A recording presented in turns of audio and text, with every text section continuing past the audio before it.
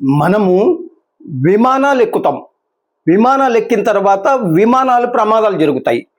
ప్రమాదాలు జరుగుతాయని విమానాలు ఎక్కడం మానేయడం. అలాగే రైలు ప్రమాదాలు జరుగుతాయి. రైలు ప్రమాదాలు జరిగాయని రైలును ఎక్కడం మానేయము.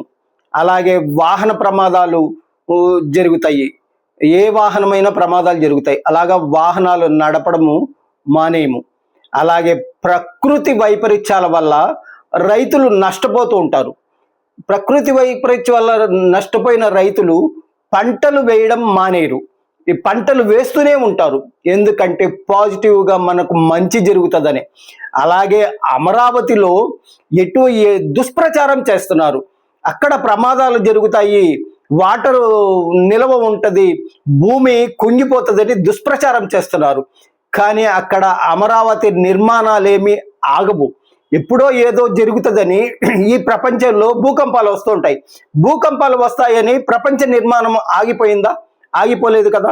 అలాగే అమరావతి కూడా ఎన్ని ప్రమాదాలు వస్తున్నాయి వచ్చాయని చెప్పినా సరే అమరావతి నిర్మాణం ఆగదు.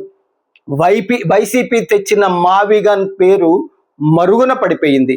వాళ్ళు ఏం చేయాలో అర్థం కావట్లేదు. వాళ్ళు తప్పనిసరిగా అమరావతికి జై కొట్టాల్సిన పరిస్థితి వస్తుంది. ఈ చంద్రబాబు నాయుడు గారు కానీ, లోకేష్ గారు కానీ, పవన్ కళ్యాణ్ గారు కానీ, బీజేపీ మాధవ్ గారు కానీ ఏకతాటిపై ఉన్నారు. అమరావతిని రెండు సంవత్సరాల్లో బ్రహ్మాండంగా పరిగెత్తించాలని. అక్కడ స్కూలు యాజమాన్యాలు కూడా అక్కడ స్కూళ్ళు కట్టడానికి ప్రయత్నిస్తున్నారు, కాలేజీలు పెట్టడానికి ప్రయత్నిస్తున్నారు. అమరావతి నిరంతర ప్రక్రియ, శంకుస్థాపనలు జరుగుతూనే ఉంటాయి. 1-2 సంవత్సరాల్లో ప్రారంభోత్సవాలు జరుగుతాయి. కాబట్టి ఈ వీడియో ద్వారా తెలియజేస్తున్నాను, ఎప్పుడో ఏదో జరుగుతుందని, అమరావతి నిర్మాణాలు ఏమీ ఆగవని ఈ వీడియో ద్వారా తెలియజేస్తున్నాడు రాజకీయ ఎన్నికల వేకర్త, మై పెన్ పేపర్ అధినేత, విజయవాడ, ఆంధ్రప్రదేశ్, భారత్. మిగిలిన విషయాలు రేపు మాట్లాడుకుందాం.